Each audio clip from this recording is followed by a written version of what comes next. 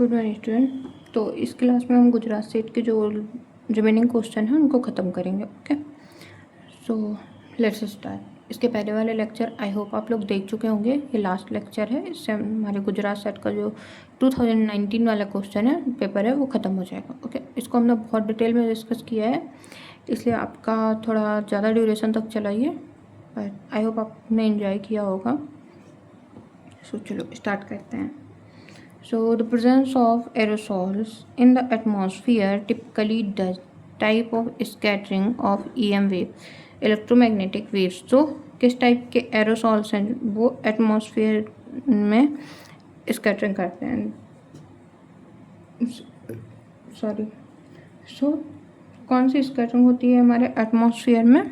माई scattering. अब इसके पीछे का कॉन्सेप्ट देखेंगे हम।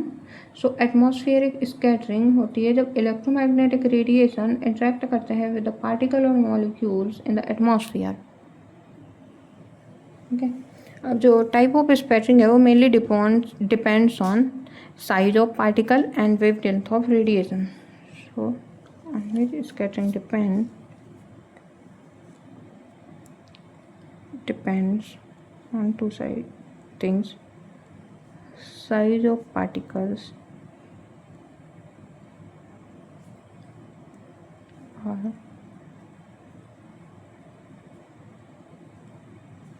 wavelength of radiation। Okay, so major scattering 3 type से होती है। एक होती है रेले स्कैटरिंग, एक होगी माई स्कैटरिंग और दूसरा नॉन सेलेक्टिव स्कैटरिंग। जो रिले स्कैटरिंग है ये साइज स्मॉलर देन वेवलेंथ, जैसे गैस मॉलिक्यूल हो गया। माई में मतलब जो साइज है वो ऑलमोस्ट कंपेरेबल होंगे और इस पे जो साइज है वो मच लार्जर देन वेवलेंथ होगा, जैसे वेवलेंथ ड्रॉपलेट्स, क्लाउड। और माई स्कैटरिंग किससे होगी? Aerosol, dust, smoke. ओके, अब वाई एरोसॉल प्रोड्यूस माई स्कैटरिंग। सो एरोसॉल में इंक्लूड क्या क्या होता है ना? Presence of aerosol. एरोसॉल क्या होते हैं? Dust, smoke, pollen, industrial pollution, sea salts, ये सब। इनका साइज क्या होता है? Approximate size approximate equal to wavelength. Okay, so Mie scattering कब आती है? जो लैम्डा है वो जो पार्टिकल साइज है वो वेवलेंथ लैम्डा के लगभग बराबर हो। माई स्कैटरिंग की वजह से होता क्या क्या है, इसके इफ़ेक्ट क्या क्या हैं? तो इफेक्ट है हैजे sky, white glares around sun,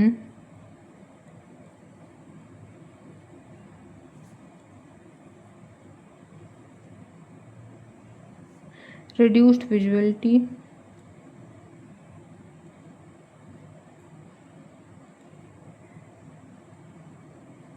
whitish appearance of clouds near polluted region। जो भी polluted region है वहाँ पर clouds की whitish appearance। और जो इसके एग्जाम्पल है रेले स्कैटरिंग है, उसके क्या क्या होंगे? जैसे नाइट्रोजन मॉलिक्यूल, ऑक्सीजन मॉलिक्यूल्स हैं। ये एक्सपीरियंस कैसे कर सकते हैं हम? जो ब्लू स्काई है या फिर रेड सनसेट है, ये इसके एग्जाम्पल होगा। नॉन सेलेक्टिव क्या है? जब पार्टिकल साइज बहुत ज़्यादा बड़ा हो वेवलेंथ से, तो इसका क्या होगा? जो क्लाउड ड्रॉपलेट है, फॉग है, उनसे ये सारी वेवलेंथ को स्कैटर कर रहा होगा। बैक स्कैटरिंग, ये क्या होता है? बैक स्कैटरिंग होता है स्कैटरिंग इन रिवर्स डायरेक्शन। कहाँ लिखे? नहीं लिख देते हैं। In reverse direction. Okay, back scattering किसमें इम्पॉर्टेंट होती है? जो रडार रिमोट सेंसिंग है, लिडार टेक्नोलॉजी है, माइक्रोवेव सेंसिंग है, इसमें ये जनरल एरोसॉल स्कैटरिंग मैकेनिज्म नहीं होता है। Next question, are isolated or comparatively isolated elevation rising thousands meter or more from sea floor with small summit area. Small summit area sea floor से rise हो रहा है और इसकी हाइट कितनी है अप टू 1000 मीटर. तो ये क्या होगा सी माउंट्स. अब सी फ्लोर टोपोग्राफी है वो मेनली वॉल्केनिक फीचर्स को रखती है. सो सी माउंट क्या है सबमराइन वॉल्केनिक जो हाइट राइजिंग है माउंटेन्स है वो है सबमराइन वॉल्केनिक माउंटेन है. ओके इसको सी माउंट्स बोलते हैं. इसकी हाइट होगी लगभग 1000 मीटर होगी. आइसोलेटेड होगा कौन शेप का होगा और सिमेट्री जनरली स्मॉल होगा और पॉइंटेड होगा. ओके ओरिजिनेट किससे होते हैं हॉटस्पॉट वॉल्केनिज्म से भी हो सकते हैं और ओशनिक वॉल्केनिज्म से भी हो सकते हैं. अब अदर ऑप्शन देखते हैं गायंट्स. गायंट्स क्या होते हैं फ्लैट टॉप्ड सी माउंट्स होते हैं. ये गायंट्स का क्वेश्चन आया हुआ है एक बार किसी के एग्जाम में. तो फ्लैट टॉप्ड सी माउंट्स. सो ये जो वॉल्केनिक आइसलैंड है वो बाद में इरोड हो जाते हैं और सबमर्ज होते हैं उनको ही बोलते हैं. सो ये क्या होते हैं वॉल्केनिक आइसलैंड जब इरोडेड एंड सबमर्ज जाते हैं. इनका कैरेक्टरिस्टिक क्या है कि फ्लैट समिट होगा टेबल लाइक टॉप होगा मतलब कुछ ऐसे ऐसे माउंटेन होंगे उनको बोलते हैं. फिर सी माउंट तो करेक्ट हो गया. स्टीप स्लोप होगा वॉल्केनिक ओरिजिन होगा isolated rise and small summit. Caldera caldera क्या होता है लार्ज वॉल्केनिक डिप्रेशन होता है. Large volcanic depression formed after magma chamber collapse.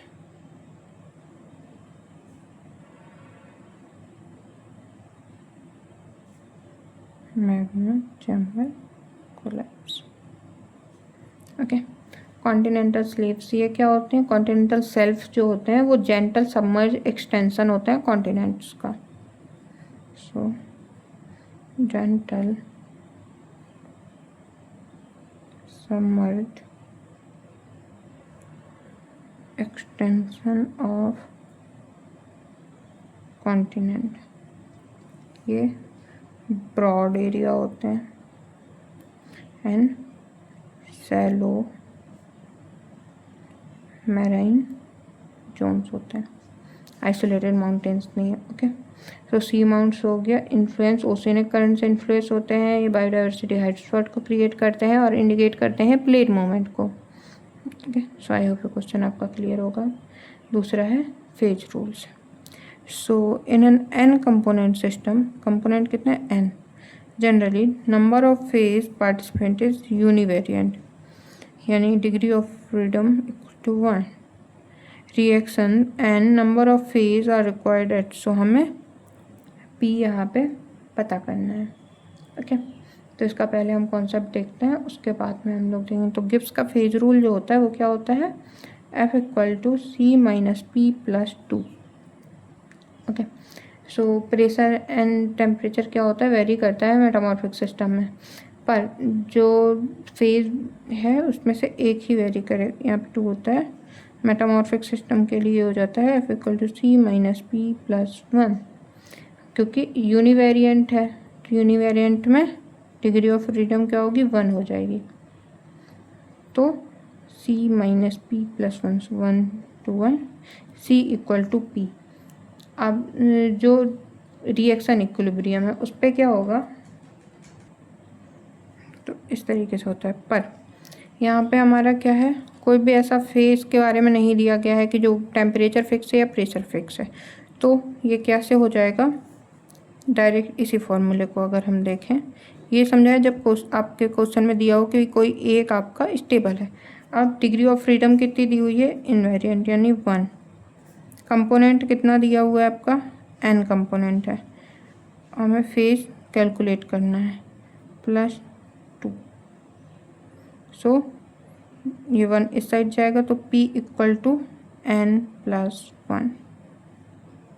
तो ये किसके लिए हो गया, जब हमारा यूनिवेरिएंट पॉइंट है। जब इनवेरिएंट पॉइंट है तो डिग्री ऑफ फ्रीडम कितनी हो गई, 0। जब फ्रीडम 0 होगी तो 0 इक्वल टू कंपोनेंट है n-p+2। So p equal to n+2। So option क्या आएगा, n+1 and n+2। So option number C is correct. Okay, तो आई होप आपको ये क्लियर हो गया होगा कैसे हम लोगों ने निकाला है।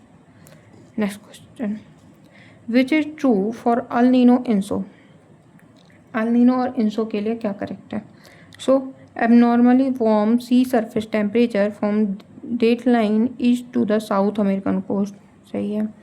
Change in distribution of tropical rainfall and eastern Indian पे ईस्ट टू ट्रॉपिकल अटलांटिक, ये भी सही है।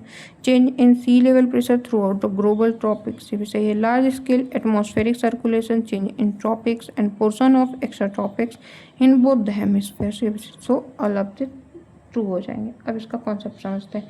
इंसो, इंसो का मतलब क्या होता है, El Nino southern oscillation.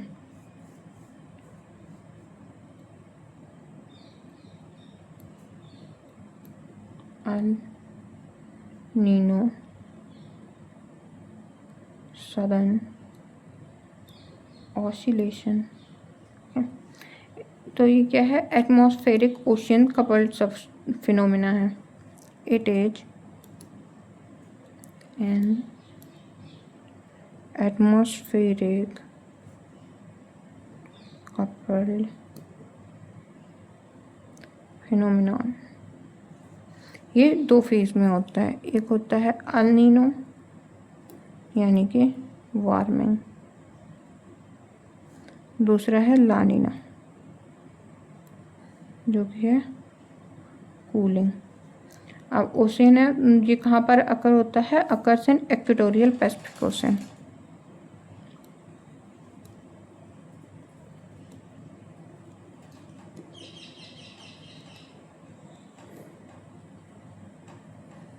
Okay,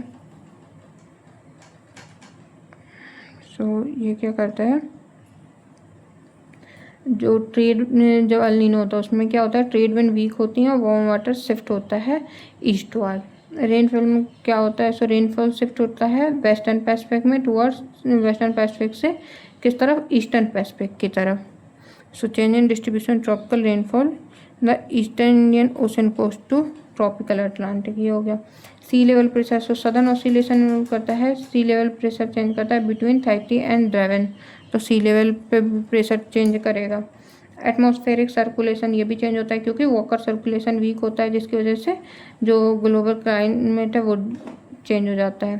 सो इंसो का इफेक्ट क्या होता है इन इंडिया, इंसो इन इंडिया, तो इसकी वजह से क्या होगा, वीक मानसून होता है,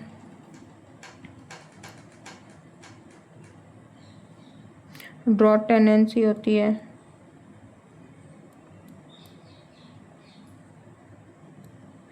एंड रिड्यूस्ड एग्रीकल्चर ईड।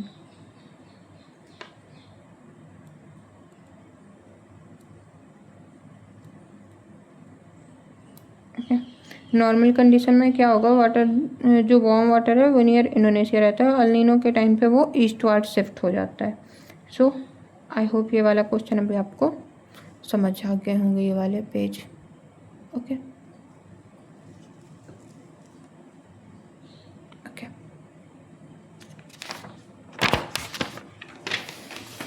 नेक्स्ट देखते हैं। Which of the following is not a component of GIS? GIS means Geographical Information System। इसके मेजर कंपोनेंट होते क्या क्या हैं, एक तो होता है हार्डवेयर,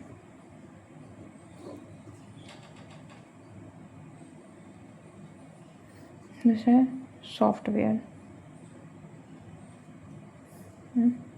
डाटा, पीपल, मेथड्स और प्रोसीजर। ओके, अब ऑप्शन देखते हैं। सो कंप्यूटर सिस्टम, ये तो कंपोनेंट हो गया क्योंकि हमें हार्डवेयर मटेरियल चाहिए। फिर जो सैटेलाइट डाटा है वो भी हो गया क्योंकि जो स्पेटियल डाटाबेस इनपुट है वो सैटेलाइट से आएगा। डीएम प्रोसीजर भी कंपोनेंट है क्योंकि decision making procedure and method में यूज होता है। पावर सप्लाई मेथड नहीं है क्योंकि वैसे तो पावर सप्लाई रिलेट होती है हमारे लिए, पर ये जीआईएस कंपोनेंट की तरह क्लासिफाई नहीं होती है। क्यों? क्योंकि पावर सप्लाई तो बेसिक स्ट्रक्चर फीचर का काम है, ये नहीं होती। अब जो एक क्वेश्चन आया था ना आपने और देखा था, उसमें उसने पूछा हुआ था कौन कौन से फ्री जीआईएस सॉफ्टवेयर हैं, तो वो आपको बताना है कि कौन कौन से फ्री जीआईएस सॉफ्टवेयर उसमें पूछे गए थे। कुछ जीआईएस सॉफ्टवेयर के नाम हम लिख देते हैं। Arc GIS, QGIS, ERDS, grass GIS। GS use किस लिए हो रहा है? स्पेशियल एनालिसिस के लिए, मैपिंग के लिए एंड मॉडलिंग के लिए। इसमें डाटा कौन कौन सा होता है? तो जीआईएस में ओनली 2 टाइप का डाटा यूज करते हैं हम, spatial data and attribute data. So data 2 type का यूज करते हैं, एक होता है स्पेटियल डेटा, दूसरा होता है एट्रीब्यूट डेटा। स्पेटियल डेटा में क्या आते हैं? मैप्स, कोऑर्डिनेट, जो भी जियोग्राफिकल डेटा है, मैप, कोऑर्डिनेट्स। और जो एट्रीब्यूट डेटा है उसमें क्या होता है? पॉपुलेशन, लिथोलॉजी, ऐसी चीज़ों को यूज करते हैं। पॉपुलेशन, लिथोलॉजी, सैटेलाइट डाटा इसी ऑप्शन के अंदर आ जाएगा। फिर पीपल किस में यूज होते हैं? जो जीआईएस एनालिसिस्ट हैं, साइंटिस्ट हैं, डेटा डिसीजन मेकर है, सर्वेयर है, इन सब को यूज करना पड़ता है। बिना मैन पावर के जीआईएस यूजलेस हो जाएगा। मेथड और प्रोसीजर, सो इसमें क्या होता है कि जो डिसीजन मेकिंग प्रोसीजर है वो यूज होता है। इन जो एनालिटिक वर्क फ्लो है, स्टैंडर्ड ऑपरेटिंग मेथड्स हैं, तो डीएम प्रोसीजर भी जीआईएस का कंपोनेंट इसलिए हो जाएगा। पावर सप्लाई क्या है? पावर सप्लाई सपोर्ट करती है कंप्यूटर ऑपरेशन को, पर कैटेगराइज नहीं कर सकता मैं इसको कॉन्सेप्चुअल जीआईएस कॉन्सेप्ट के लिए, जो कंपोनेंट्स के लिए। जीआईएस का जो डेटा है उसमें एक और टाइप होता है कि रास्टर डेटा है या वेक्टर डेटा है। सो रास्टर डेटा किस फॉर्म में होता है? रास्टर डाटा ग्रिड या फिर पिक्सल फॉर्मेट में होता है। ओके। और जो वेक्टर डाटा है वो कोऑर्डिनेट बेस्ड होता है।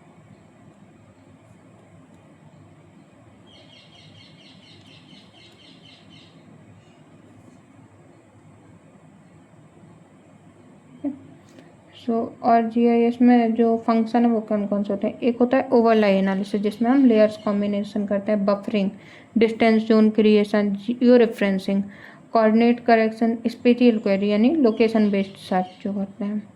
सो आई होप जीआईएस के बारे में आपको बहुत सारी इन्फॉर्मेशन मिल गई होगी। नेक्स्ट क्वेश्चन चलते हैं। So a pinacoid is a crystal form consisting of, pinacoid में कितने फेस होते हैं? सो पिनाकॉइड में 2 फेस होते हैं, अपना क्रिस्टलोग्राफी से आया हुआ है।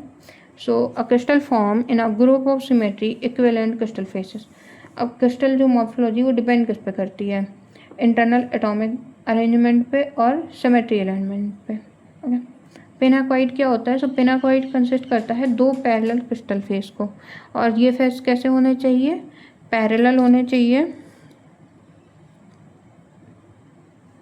And opposite to each other होने चाहिए।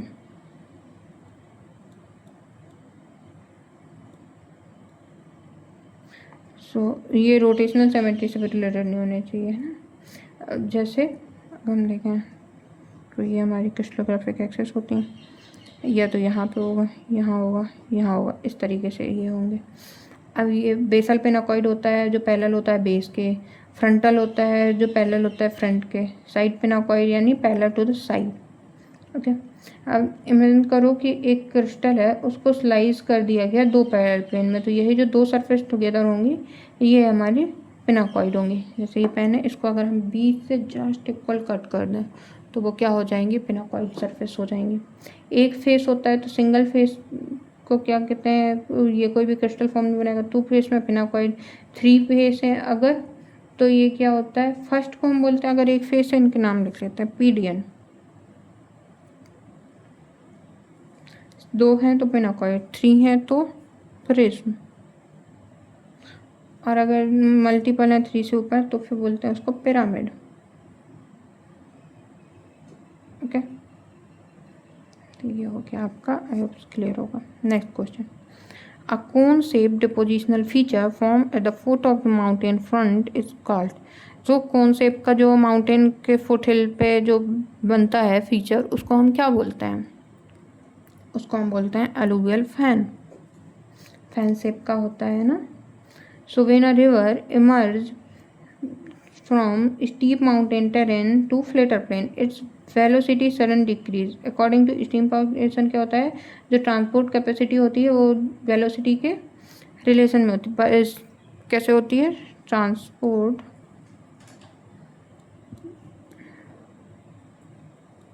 Capacity proportional to velocity. Okay, जो सेडिमेंट्स हैं वो डिपॉजिट होना स्टार्ट कर देते हैं जैसे ही वेलोसिटी डिक्रीज होती है। इसकी वजह से फैन शेप डिपॉजिट क्रिएट होते हैं। और जो सेडिमेंट है वो डिपॉजिट होते हैं जैसे स्टीम वेलोसिटी डिक्रीज होती है नियर द माउंटेन फ्रंट और फुटहिल। ओके, इसका शेप कैसा होता है? फैन शेप होता है, slope, gentle slope, sediment, course near apex.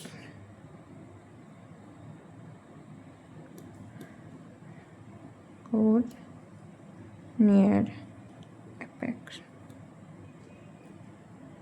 Sorting जो नियर माउंटेन फ्रंट है उस पर इसीलिए बोल्डर और ग्रेवल्स मिलेंगे, और जितना ही दूर जाते जाएंगे तो सैंड साइज के पार्टिकल्स मिलेंगे ना। एलुवियल प्लेन है, तो एलुवियल प्लेन क्या होता है? ब्रॉड फुट प्लेन होता है जो कि फॉर्म होता है बाय द रिवर डिपोजिशन।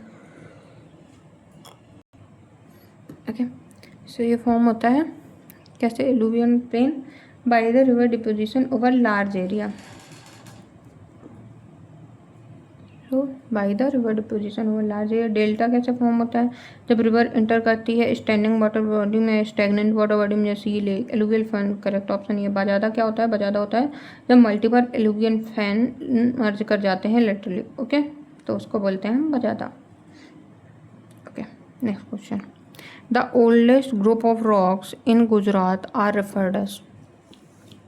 तो गुजरात का जो ओल्डेस्ट रॉक है वो कौन सी है? तो वो है रियालो ग्रुप। ऐसे क्वेश्चन जो आते हैं तो उसके लिए आपको, जैसे ये क्वेश्चन है, इसके लिए pre Cambrian geology of western India पता होनी चाहिए, स्ट्रेटिग्राफिक सक्सेशन गुजरात का पता होना चाहिए, और डिस्ट्रीब्यूशन पता होना चाहिए इंडियन कैटोनिक बेल्ट्स का। ओके, तो ये थोड़े टफ टाइप के क्वेश्चन आ जाते हैं अगर आपको याद नहीं है पूरा कुछ। सो राइलो ग्रुप क्या है? राइलो ग्रुप रिप्रेजेंट करता है one of the oldest rock succession in Gujarat. Associate किससे? ये प्री कैम्ब्रियन जियोलॉजी से। नल्ला मलाई तो अभी हमने देखा। नल्ला मलाई आप बताओगे कि आपने अभी किस पे देखा था? Precambrian geology. और Aravalli related terrain and meta sedimentary sequence. तो ये बहुत ही highly deformed and metamorphose rock हैं। लिथोलॉजी कैसी इनकी? Quartzite, schist, phyllite and metacarbonate. ये ऑल्सो एंशिएंट सेडिमेंट्स को और सब्सिक्वेंट मेटामॉर्फिज्म को भी हेल्प करते हैं समझने में। और ये इसको समझने के लिए हमें क्या समझना चाहिए? अर्ली क्रिस्टल एवोल्यूशन को भी एक्सप्लेन करता है, वेस्टर्न इंडियन सील टेक्टोनिक्स को भी इंडिकेट करता है। चंपानेर, चंपानेर रॉक्स मेनली किससे बिलोंग करती है? वॉल्केनो सेडिमेंट्री सीक्वेंस है यंगर प्रोटेरोजिक सक्सेशन का। वॉल्केनिक सेडिमेंट्री सीक्वेंस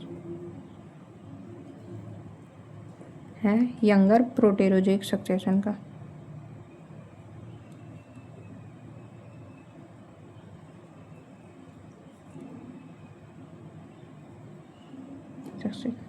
राइलो पता ही करेक्ट है। सौसर ग्रुप, सौसर क्या है?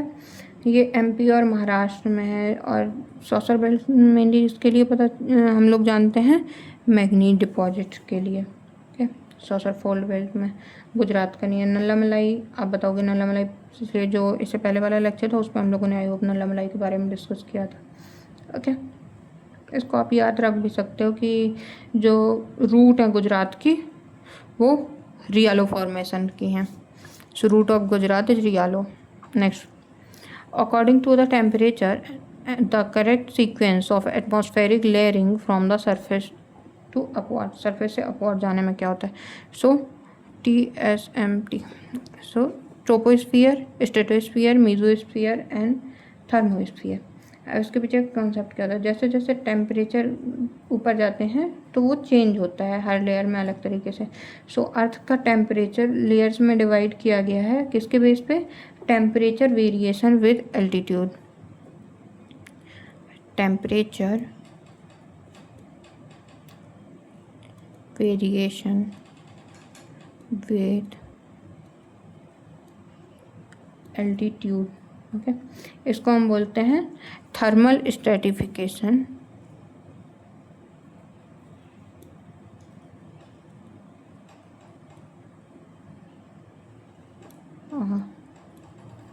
एटमॉस्फेयर। ओके, आपका सीक्वेंस क्या है इसका? Troposphere, stratosphere, mesosphere, thermosphere. Okay, अब ट्रोपोस्फियर, ट्रोपोस्फियर क्या है? लोवेस्ट लेयर है, इक्वेटर पे इसकी कितनी होती है? यहाँ पे ट्रोपोस्फियर इक्वेटर में होगी, इसकी जो हाइट है 16 to 18 किलोमीटर एंड जो पोल्स हैं, पोल पे इसकी हाइट होगी अप टू 8 किलोमीटर। यहाँ पे क्या होता है? वेदर फिनोमेना होते हैं, वेदर फिनोमेना अकर है, जैसे क्लाउड, रेन, स्टॉर्म, साइक्लोन है, ये सब। टेम्परेचर का टेनर क्या होगा? टेम्परेचर ऊपर जाने पे डिक्रीज़ करेगा। यहाँ पे एवरेज लैप्स रेट, जब टेम्परेचर ऊपर जाने पे डिक्रीज़ करता है तो उसको बोलते हैं lapse rate, positive lapse rate. तो यहाँ पे एवरेज लैप्स रेट क्या है? 6.5 डिग्री सेल्सियस पर किलोमीटर। ओके, रीजन क्या है? Surface heating from earth. So temperature decrease करेगा जितना ऊपर जाएंगे, क्योंकि अर्थ सरफेस क्या है? नीचे के जो भी एरिया है उसको गर्म कर रही है।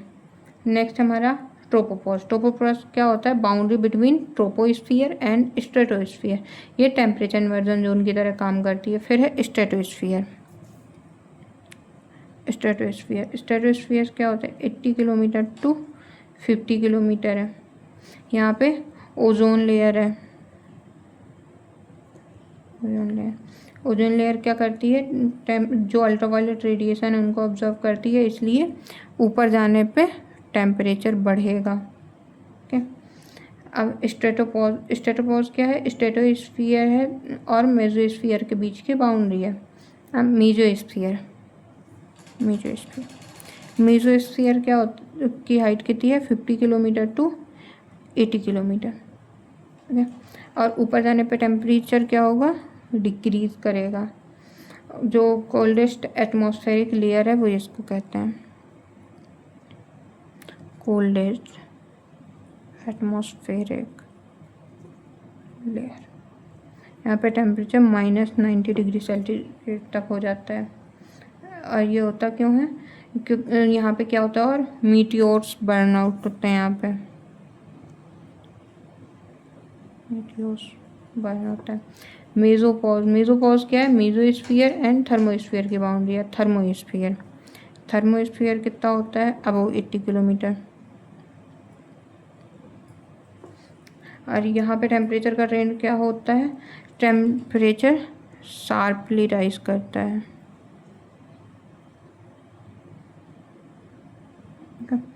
1000 डिग्री सेल्सियस तक पहुँच सकता है। क्यों? क्योंकि जो गैस मॉलिक्यूल है वो इंटेंस सोलर रेडिएशन को ऑब्जॉर्व कर लेते हैं, जिसकी वजह से यहाँ पे टेम्परेचर बढ़ता है। ओके, सो ये क्या है? इसमें क्या होता है? फिर इसके बाद एक आता है आइनोस्फीयर। आइनोस्फीयर में किस में यूज होता है? Radio communication, satellite transmission and जो ऑरोरा है, ऑरोरा किस में फॉर्म होता है? आइनोस्फीयर में।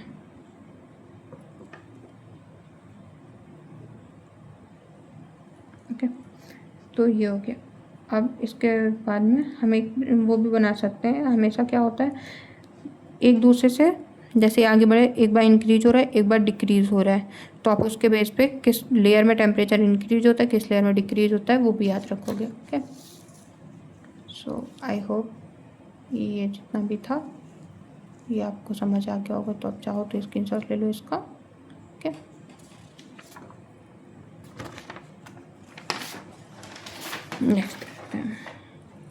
नेक्स्ट क्या है, choose the following the correct stratigraphic succession from oldest to youngest of the Mesozoic sequence of Kutch basin. So Kutch basin जो है मीसोजोइक सक्सेशन है, उस पर करेक्ट ऑर्डर क्या होगा? सो पंचम, चारी, कटरोल, उमिया, भोज, ये होगा आपका करेक्ट ऑर्डर। तो कच्छ बेसिन है, ये क्या है? इंपॉर्टेंट सेडिमेंट्री बेसिन है, famous for Jurassic sediments.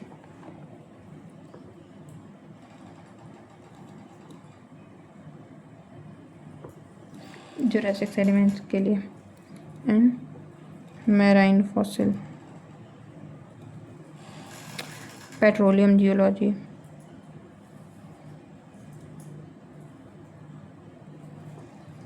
Tectonic studies. Okay, तो ये रिफ्ट बेसिन की तरह डेवलप हुआ है। ठीक है, जो बेसिन है वो कॉन्टिन्यू जुरासिक और क्रेटेशियस में हुआ है।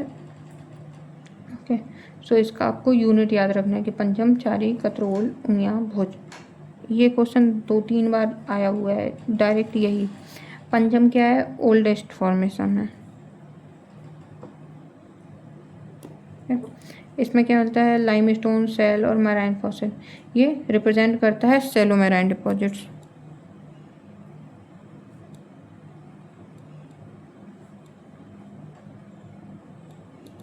सेलो मैराइन डिपॉजिट्स करता है। चारी फॉर्मेशन है, सेल और लाइमस्टोन मिलता है, रिच फॉसिल कंटेंट्स है, और ये इम्पॉर्टेंट एमोनाइट बेयरिंग फॉर्मेशन है। तो चारी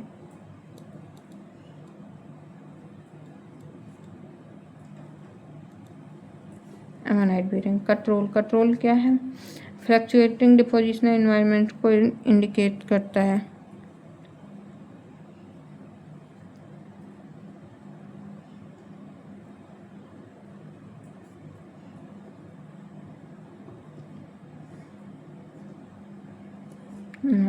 उमिया क्या करता है? जो सैंडस्टोन है उससे डोमिनेटेड है,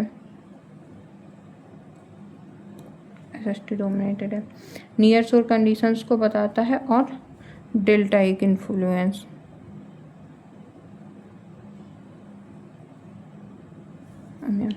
भुज यंगेस्ट है, फेमस किसके लिए है? सैंडस्टोन, प्लांट फॉसिल और कॉन्टिनेंटल डिपोजिशन के लिए। ओके, तो इसका सीक्वेंस जो है एज के हिसाब से इस तरीके का हो जाएगा, और अगर हम इन्वायरमेंट के हिसाब से देंगे तो ये कैसा है? मैराइन, चलो marine and deltaic, then continental. Okay, so ये हो गया हमारा जो कि भुज का सक्सेशन है। ये इसमें इम्पॉर्टेंट फॉसिल कौन कौन से हैं जो कच्छ वाले सक्सेशन में? Ammonite, belemnite, marine reptiles and plant fossil. इसकी इंपॉर्टेंस क्या है? ये सी लेवल चेंज को बताएगा, रिफ्ट टेक्टोनिक्स को बताएगा, जुरासिक जो पेलियोजियोग्राफी है उसको बताता है, पेट्रोलियम सिस्टम्स को बताता है। Okay, next question, this metamorphic facies represent transition between diagenesis and metamorphism. So कौन सी फेसिस है जो ट्रांजिशन बताती है between diagenesis and metamorphism? So zeolite facies. क्यों? अब ये देखते हैं। सो मेटामॉर्फिक फेसिस क्या होती हैं? ग्रुप ऑफ मिनरल असेंबलीज होती हैं जो कि under specific temperature and pressure पे फॉर्म होते हैं। तो मेटामॉर्फिक फेसिस क्या है पहले हम ये समझते हैं। So group of mineral assemblage formed under specific pressure and temperature। और ये किसने दिया था कॉन्सेप्ट मेटामॉर्फिक स्पीसीज का? स्कोला। अब ये इम्पॉर्टेंट क्यों होती हैं? सो मेटामॉर्फिक फेसिस जो हैं वो डिटरमाइन करने में हेल्प करती हैं metamorphic grade, pressure, temperature, condition, tectonic setting, burial history. Okay, एक स्टेबिलिटी डायग्राम होता है हर एक फेसिस का, अब डायजेनेसिस क्या होता है? सो डायजेनेसिस होता है कि low temperature physical and chemical change occurring after sediment deposition but before true metamorphism. So between नहीं, after deposition and before metamorphism, उसको बोलते हैं हम ऐसे में चेंज को डायजेनेसिस, जिनमें होता है कंपैक्शन, सीमेंटेशन, रिक्रिस्टलाइजेशन। ओके, अब जैसे जैसे बरियल इंक्रीज होगा तो टेम्परेचर राइज करेगा, प्रेशर राइज करेगा और न्यू मिनरल्स बिगिन होंगे फॉर्म। तो जो जियोलाइट फेसिस हैं वो बहुत ही लो ग्रेड फेसिस हैं, जिसकी वजह से ये डायजेनेसिस में जैसे ही होता है, डायजेनेसिस टू मिनरल ट्रांजिशन होता है उस टाइम पे बनता है। सो ऐसे बनते हैं, पहले डायजेनेसिस होता है, फिर जियोलाइट फेसिस, फिर ग्रीन सिस्ट फेसिस होते हैं। तो इनमें जो प्रेशर टेम्परेचर कंडीशन है वो कैसी होती हैं? टेम्परेचर होता है 50 to 250 डिग्री सेल्सियस और प्रेशर बहुत ही लो होता है। कैरेक्टरिस्टिक फेसिस हैं जैसे एल्बाइट, क्लोराइड, जियोलाइट, हेलुंडाइट, ये सारे के सारे हाइड्रोसिलिकेट मिनरल हैं जो कि फॉर्म होते हैं। ओके, सो आई होप आपको ये समझ आया होगा। जो सीक्वेंस है, फेसिस सीक्वेंस है with the increase metamorphism increasing, तो क्या होता है? Zeolite, green schist, amphibole and granulite. Okay, next question देखते हैं। For the aggregate to be used in road construction which of the following statement is not true? जब हम कोई भी एग्रीगेट को रोड मटेरियल की तरह यूज करते हैं तो इनमें से कौन सा हमारा सही नहीं है? So crushing strength is important than tensile strength, ये इम्पॉर्टेंट है। Toughness is most important than abrasion strength. Reactivity with tar is more important than with water, tar के साथ ही काम करना है हमें, वाटर के साथ तो करना नहीं है। Size is important then it's shape, तो ये गलत है, शेप इम्पॉर्टेंट होता है compare to size. So rod aggregate होते क्या हैं? ये ग्रैन्युलर मटेरियल होते हैं जो कि यूज होते हैं हाईवे, पेवमेंट्स, एसफॉल्ट रोड या फिर जो रेलवे के टाइम पे होते हैं उसमें। अब इसमें यूज़ कौन कौन से किए जाते हैं? तो ग्रेनाइट, बेसॉल्ट, क्वार्टजाइट। और ये क्या किस किस के स्टैंड लेना चाहिए इनको? लोड, फ्रिक्शन, वेदरिंग और इम्पैक्ट।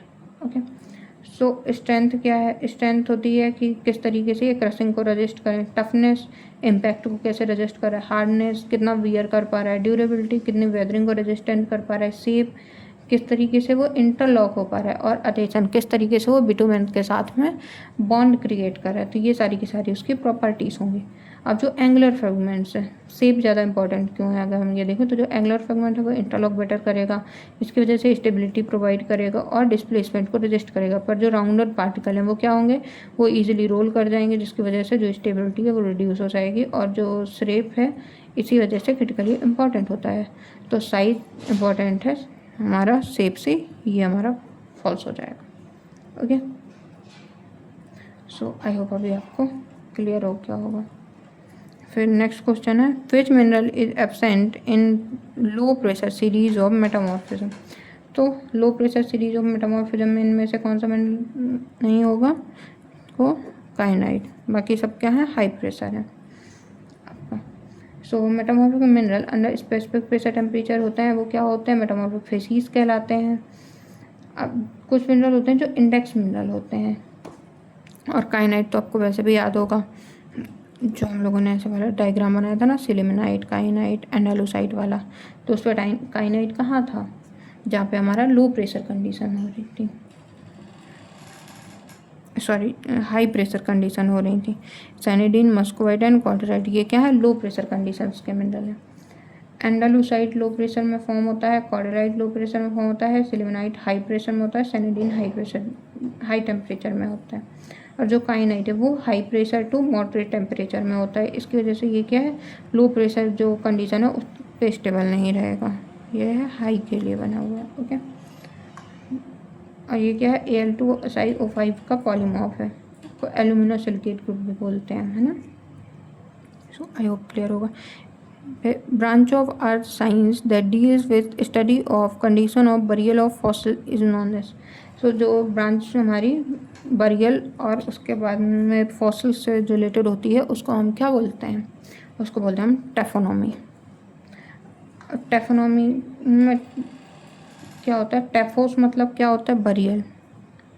टेफो mean burial. नॉर्म्स मतलब स्टडी या फिर लॉ। सो टैक्सोनॉमी क्या हो गई, study of burial and fossilization process. So after death to until discovery as fossil, after death से लेकर के अंटिल डिस्कवरी एज फॉसिल। अब इसमें होता क्या क्या है, लिविंग ऑर्गेनिज्म उसकी डेथ हुई, उसका डीके, बरियल, डायजेनेसिस और फिर फॉसिल की तरह बनता है। टैक्सोनॉमी इंपॉर्टेंट क्यों है, तो विदाउट टैक्सोनॉमी हम लोग ये डिटरमाइन नहीं कर सकते हैं कि whether fossils are transported, original environment, cause of death, preservation condition and postmortem alteration. ये कनेक्ट करता है पेलेंटोलॉजी को, सेडिमेंटोलॉजी को, जियोकेमिस्ट्री को एंड स्ट्रेटिग्राफी को। सो मेजर जो टैक्सोनॉमिक प्रोसेस है उनमें क्या होती है, बायोस्टेनोमी होती है, जिसमें प्रोसेस होती है between death and final barrier, जैसे स्कैविंग, ट्रांसपोर्टेशन, फ्रेगमेंटेशन, एब्रेशन, ये होता है। डाइजेनेसिस प्रोसेस इसके अंदर आती है, प्रोसेस आफ्टर बरियर, इसमें mineral replacement, compaction, cementation and recrystallisation होता है। सो ये होती है फसल प्रिजर्वेशन के लिए प्रोसेस। अब प्रिजर्वेशन की फॉसिल प्रिजर्वेशन की टेक्निक क्या क्या होती है, परमिनरलाइजेशन, जिसमें कि मिनरल फिल हो जाता है पोर स्पेसेस में, रिप्लेसमेंट, जिसमें ओरिजिनल मटेरियल नियरली रिप्लेस हो जाता है by other minerals, carbonation, only carbon film remains, मोनोलेंट का एक्सटर्नल एंड इंटरनल जो इम्प्रेशन है वो प्रिजर्व हो जाते हैं।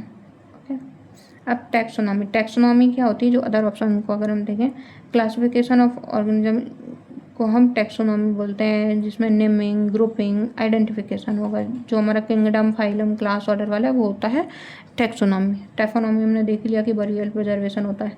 इक्नोलॉजी क्या होता है, स्टडी ऑफ ट्रेस फॉसिल्स, जैसे footprints, burrows, trails, feeding marks etcetera. Taxonomy क्या होता है, स्टैंडर्ड ब्रांच है पेलेंटोलॉजी की, जिसमें हम एग्जामिन करते हैं जो डिस्ट्रक्टर हैं। ये भी एक सेकेंड, टैक्सोनॉमी है, टोफोनॉमी इसमें दिया हुआ है, तो ये डिस्ट्रैक्ट करने के लिए दिया है आपको, बस इसका कोई भी ब्रांच नहीं होता है। फिर से टैक्सोनॉमी बताने लग गए थे, सॉरी। सो ये हो गया आपके इसके क्वेश्चन आज के। अब इसके आगे क्वेश्चन हमारे पास में जो 5 क्वेश्चन है वो प्रिंटेड फॉर्म में नहीं है। सो जैसे हम उनका प्रिंट निकाल लेंगे तो आपको वो क्वेश्चन भी एक्सप्लेन कर देंगे, और अगर आपसे बने तो आप प्लीज़ वो 5 क्वेश्चन PDF डाउनलोड करके हमें शेयर कर सकते हैं, बता सकते हैं। अदरवाइज़ जब हमारे पास प्रिंट आउट हम निकाल के लाएंगे तो उस टाइम पे हम आपको वो आगे क्वेश्चन भी एक्सप्लेन कर देंगे। So thank you so much for completing this question paper with me. And अगर आपके कोई भी सजेशन होते हैं, कुछ भी होता है, तो आप प्लीज़ बताइएगा। और जितने भी हम लोगों ने इसमें क्वेश्चन डिस्कस किए हैं, आई होप आप सारे क्वेश्चंस को बहुत अच्छे से रीड कर रहे होंगे। Okay, so thank you so much.